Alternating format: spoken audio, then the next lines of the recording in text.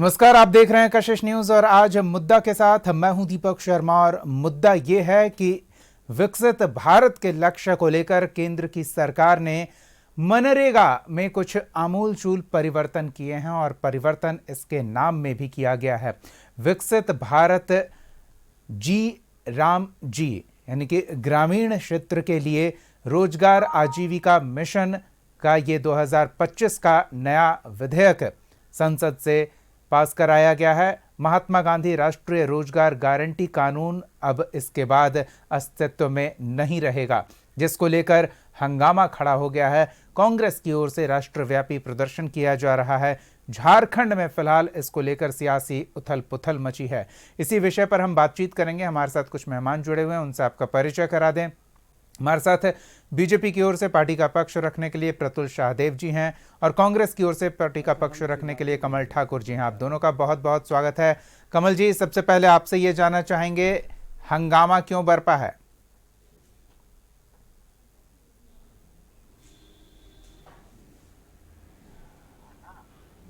कि हंगामा तो ये लोग बरपा दिए हैं। जोहार। जो काम चल रहा था, जो मजदूरों के हित में काम चल रहा था जी, उसमें नाम बदलने से मजदूरों का क्या हित हुआ? अगर राम जी का नाम ही जोड़ना था तो हिंदी इंग्लिश मिला के एक रेमिंग्स बनाने की क्या जरूरत थी? सीधा उसको कर देते प्रभु श्री राम गारंटी योजना कर देते। तो आप जो है ना बीबी जी राम जी, मैं तो उसको पढ़ रहा हूँ बीबी ग्राम जी। जी, राम जी तो बन नहीं रहा, वो ग्राम जी बन रहा है। तो आप अगर नाम बदलने से किसी मजदूर को फायदा हो जाए, उसका सैलरी बढ़ जाए, उसका मानदेय बढ़ जाए, तो समझ में आता है कि आपने बहुत अच्छा काम किया है। आप बरगलाने के लिए, आप लोगों को इमोशनल करने के लिए उसमें शब्द जोड़ते हैं, इधर से उधर मिला के। बीबी राम जी पूरा उसका सेंटेंस पूरा करके कोई बता दे, हिंदी इंग्लिश सब मिल जाएगा उसमें।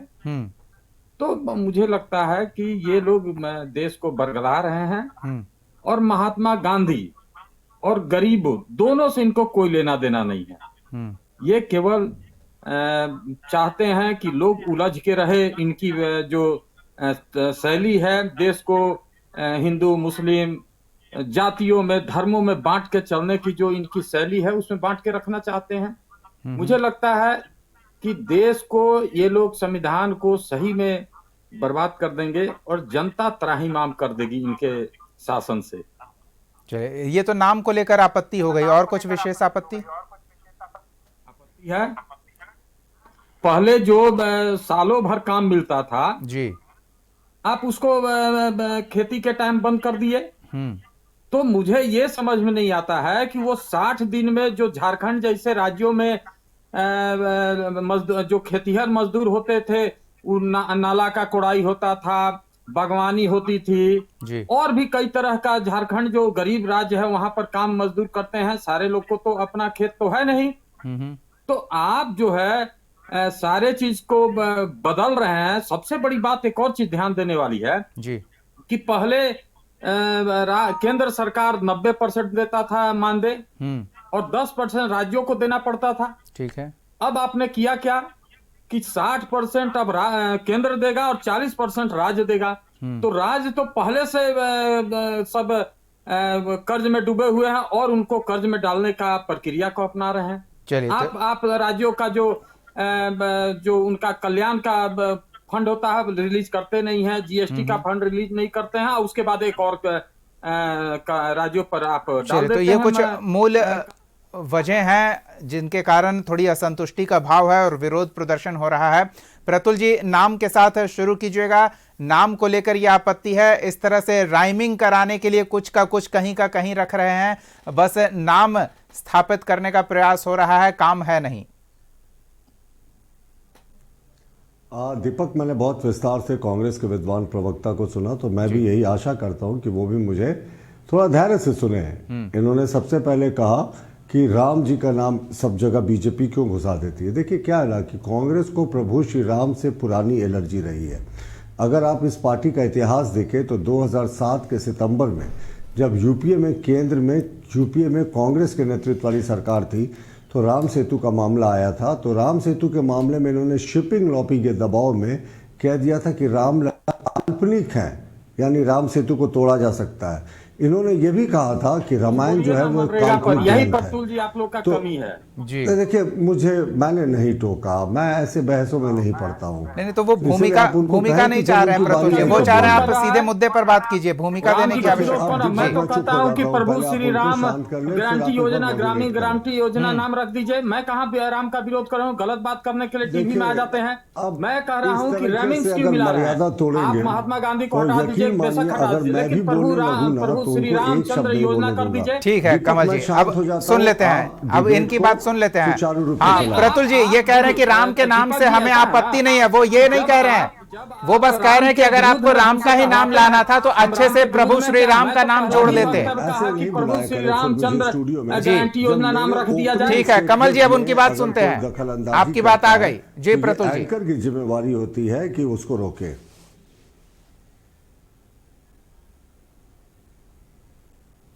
अब मैं बोलूं? जी जी। हाँ, तो प्रभु श्री राम से, मर्यादा पुरुषोत्तम भगवान श्री राम से इनको क्या एलर्जी थी मैंने बता दिया। उस समय सुप्रीम कोर्ट में जो रामलला के खिलाफ मुकदमा चल रहा था, तो इनके सीनियर लीडर थे, एमपी थे कपिल सिब्बल साहब, उनके नेतृत्व में कांग्रेस के 15 से 20 जो सबसे सीनियर लीडर्स थे, वो एडवोकेट्स थे, वो उस समय लगातार काम कर रहे थे। रामलला का वहाँ बने नहीं। और चलिए, अगर विकसित भारत जी राम जी योजना में इनको इतनी परेशानी होती है तो ये समझ से परे है साहब, क्यों इनको इतनी परेशानी हो रही है? क्योंकि अब पहले 100 दिन की गारंटी थी, अब हमने उसको बढ़ाकर 125 दिन की गारंटी की। ठीक है। इनका कहना था कि बरसात के समय में हमने क्यों बैन कर दिया, क्योंकि बरसात में खेतिहर किसानों को खुद अपनी जमीन में काम करना पड़ता है, मजदूरों को मजदूरी की दिक्कत नहीं होती है इन 60 दिनों में जब बरसात का समय होता है। तो ये 125 प्लस 60 दिन अगर आप देख ले तो प्रत्यक्ष या अप्रत्यक्ष रूप से केंद्र सरकार 185 दिन की गारंटी दे रही। इनके यहाँ मनरेगा में कितना घोटाला था ये किसी से छिपा नहीं, अंगूठा छपवा कर कितने लोगों के पैसे चले जाते थे। अब हमने 1 हफ्ते में पेमेंट सुनिश्चित किया है, वो भी डीबीटी योजना के तहत। तो भ्रष्टाचार के एंगल को भी हम लोगों ने समाप्त करने का प्रयास किया है। और जहां तक इस योजना की बात है, तो कांग्रेस का जो ये विरोध है, ये कांग्रेस का विरोध सिर्फ इस योजना से नहीं है साहब। देखिए, पहले मनरेगा योजना को नरेगा योजना से जाना जाता था, उसके बाद इसको जवाहरलाल नेहरू के नाम पर जवाहर रोजगार योजना के नाम से जाना जाता था। 2009 में ठीक चुनाव से पहले इसका नाम मनरेगा कर दिया गया महात्मा गांधी के नाम पर, ताकि कुछ वोट आ सके। तो हमारा प्रश्न है कि मनरेगा योजना अब है नहीं, मनरेगा योजना समाप्त हो गई। विकसित भारत जी राम जी योजना एक नई योजना है। और प्रभु श्री राम से क्यों इतनी आपत्ति साहब? महात्मा गांधी के जीवन का दर्शन क्या था? रामराज्य था, उनकी कल्पना थी रामराज की। महात्मा गांधी की आ रहे कमल जी, आपके पास आ रहे हैं, बस पूरी होने दीजिए। हाँ। अगर बस मैं समाप्त कर रहा हूं, दीपक मुझे बोलने दे। जी बस 1 मिनट 1 लाइन के लिए।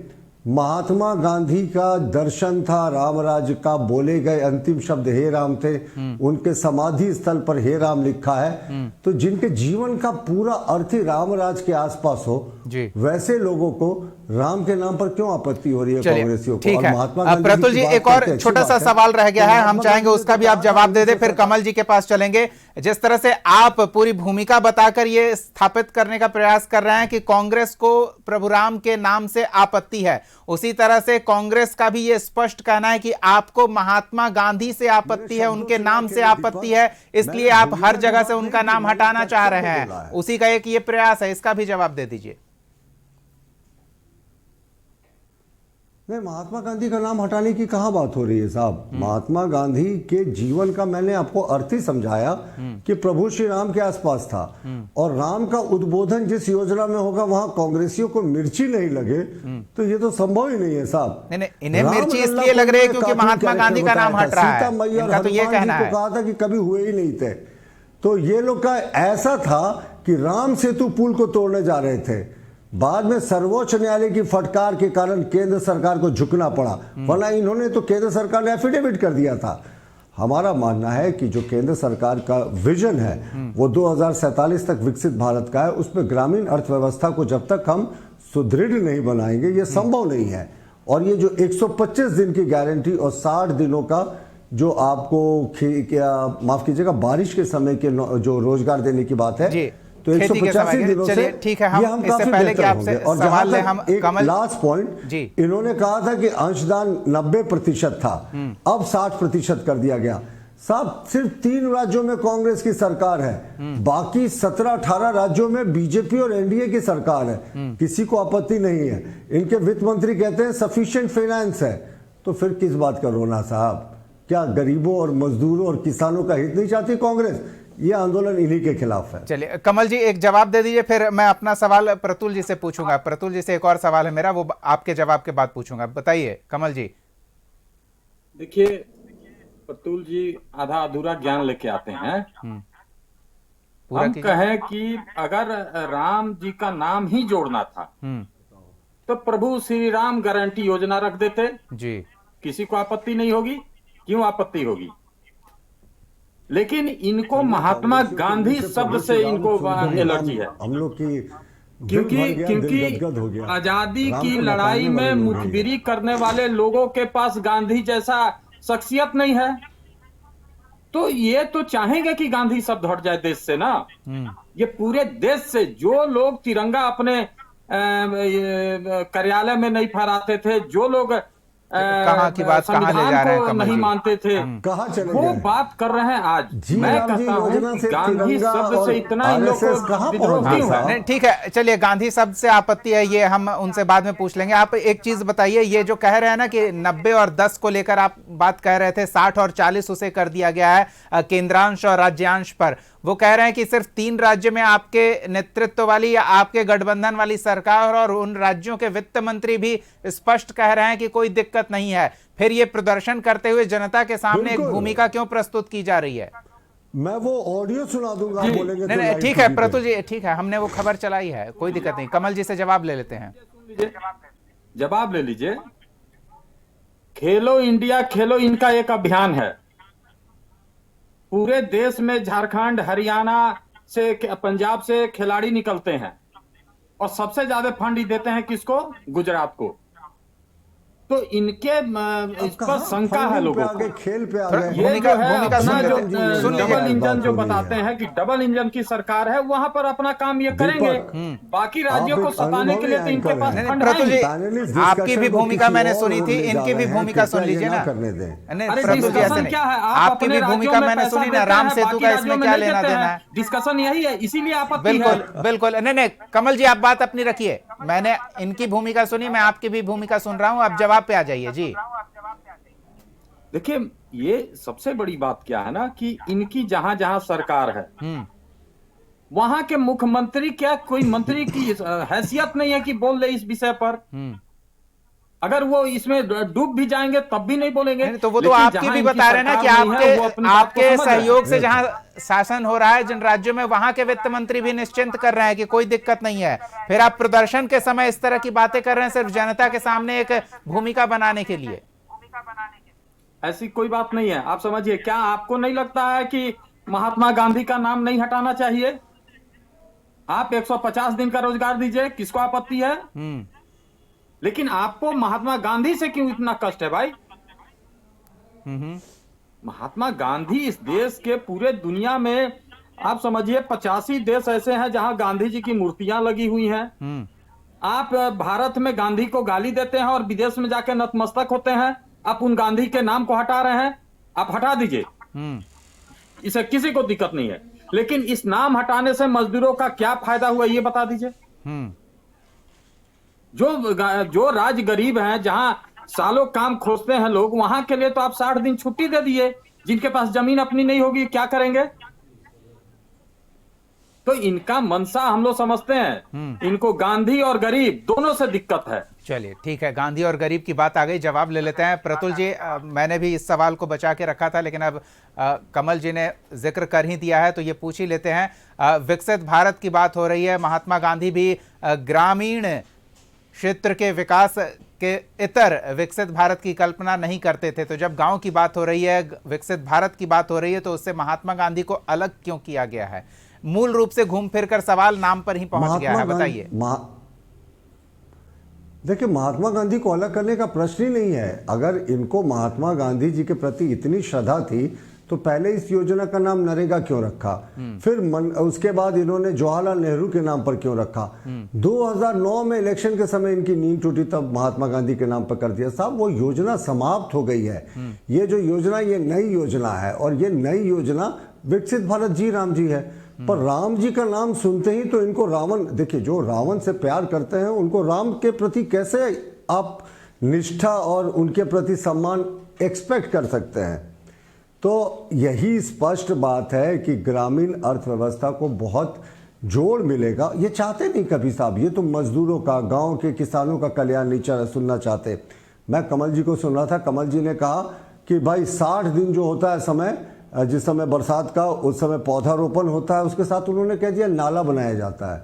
भाई 21 तोपों की सलामी, बरसात में कहीं नाला बनता है? नहीं, वो ये भी कह रहे हैं ना कि जिनकी अपनी जमीन नहीं है वो कहाँ काम करने जाएंगे? नहीं, अब दीपक, आप उनकी तरफ से कृपया ना बोले, मुझे खत्म करने दे अपनी बात को। मत आइए, मैं खेती करने के लिए नाला साफ होता है कि नहीं होता है? ठीक है कमल जी, सुन लेते हैं। हाँ जी, बताइए। आप सुनिए ना, कहाँ से फिर इनको बीच में घुसा रहे हैं? मैं नहीं इंटरफेयर कर रहा हूँ।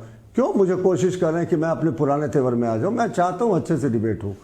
मैं आपको कह रहा हूं कि ये लोग चाहते नहीं कि मजदूरों का, किसानों का विकास हो, इसीलिए ये इस तरह की बातें कर रहे हैं। और मनरेगा में इतना व्याप्त भ्रष्टाचार था, इन्होंने पूरे सिस्टम को ऑनलाइन क्यों नहीं बनाया?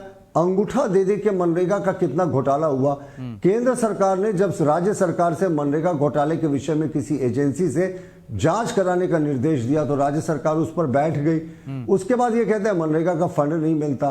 तो विकसित भारत जी राम जी योजना को कांग्रेस को स्वीकार करना चाहिए और बताना चाहिए कि इसमें और कुछ करेक्शन है तो करें। लेकिन प्रभु श्री राम के नाम का जहां उद्बोधन हो तो वहां वेटिकन से चलने वाली पार्टी, पोप से चलने वाली पार्टी तो उठ के खड़ी हो ही जाएगी। उनको प्रभु श्री राम थोड़े ही प्यार है जी। अगर वो कार्डिनल कोई कहते हैं या पोप का फरमान आता तब ये लोग खुश होते हैं।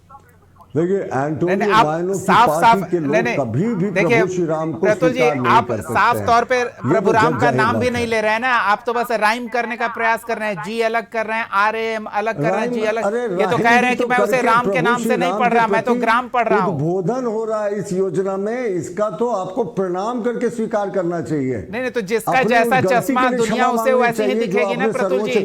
आप जी राम जी पढ़ रहे हैं, ये ग्राम जी पढ़ रहे हैं। लेकिन आज भी आपको जरा भी गिल्ट नहीं है, और गिल्ट होगा भी कैसे साहब?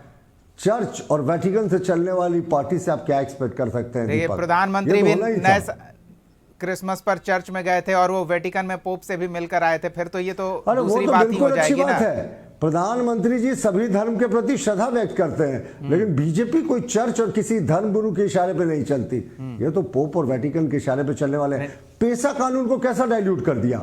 अब बताइए। चलिए, इस पर हम चर्चा कर चुके हैं, इस पर पेसा पे फिर आगे बात होगी। बिशप के इशारे पे नहीं हुआ। चलिए कमल जी, ये ठीक है, ये विरोध प्रदर्शन तो कोई बात नहीं। मैंने पेशा में जिक्र कर दिया कि क्रिश्चियन लॉबी और चर्च के दबाव में इन्होंने ग्राम प्रधान में क्रिश्चियनों को भी जगह दे दी, रूढ़ी जन्य प्रथा हटा दिया। तो उस पर क्यों आपत्ति हो रही है भाई? चलिए, तो आपत्ति नहीं, इनकी आपत्ति पे आपको कोई दिक्कत नहीं है, आपकी आपत्ति पे इन्हें दिक्कत है। कोशिश कर रहा था, हम बस ये समझने का प्रयास कर रहे हैं ना। माफ कीजिएगा, देश की सबसे पुरानी जो पार्टी है आज भी कहीं ना कहीं वो इंडिपेंडेंटली काम नहीं करती है। शायद वेटिकन से संदेश आता है, उसके बाद ही ये काम करते हैं। चलिए ठीक है, ये आपका संदेश है, आपका अंदेशा है। लेकिन कमल जी से हम एक चीज जरूर जानना चाहेंगे। कमल जी, ये कह रहे हैं कि मजदूरों को फायदा होगा, पहले से ज्यादा काम मिलेगा, पहले से बेहतर अवसर मिलेंगे और अलग अलग योजनाओं के कार्य में इनका उपयोग किया जा सकेगा, तो कमाई का जरिया बेहतर होगा, डिजिटल होने से भ्रष्टाचार की संभावना कम होगी। ये सब सुधार हुआ है, इनसे क्या कुछ इसमें और बेहतरी की गुंजाइश आप देख रहे हैं? ये लोग विरोधी लोग हैं, ये मजदूर विरोधी लोग हैं। इनको मजदूर से कोई लेना देना नहीं है। और मुझे लगता है कि मजदूर और महात्मा गांधी दोनों के विरोधी लोग हैं ये लोग। चलिए ठीक है, हम देख लेते हैं जनता के पास जब इस काम को लेकर लोग पहुंचेंगे, सरकार पहुंचेगी, योजनाएं जब चलेंगी और इसमें काम करने वाले मजदूरों को फायदा होना शुरू होगा या नुकसान होगा, तब स्पष्ट हो पाएगा कि ये जो कागज पर योजना तैयार की गई है धरातल पर कितनी कारगर है, कितनी कामयाब है। हमारी नजर बनी रहेगी। फिलहाल बहुत बहुत धन्यवाद प्रतुल शाहदेव जी, कमल ठाकुर जी, अपना समय देने के लिए, मुद्दे पर बातचीत करने के लिए। अगले एपिसोड में एक और मुद्दे के साथ हम फिर मौजूद रहेंगे। तब तक के लिए देखते रहिए कशिश न्यूज।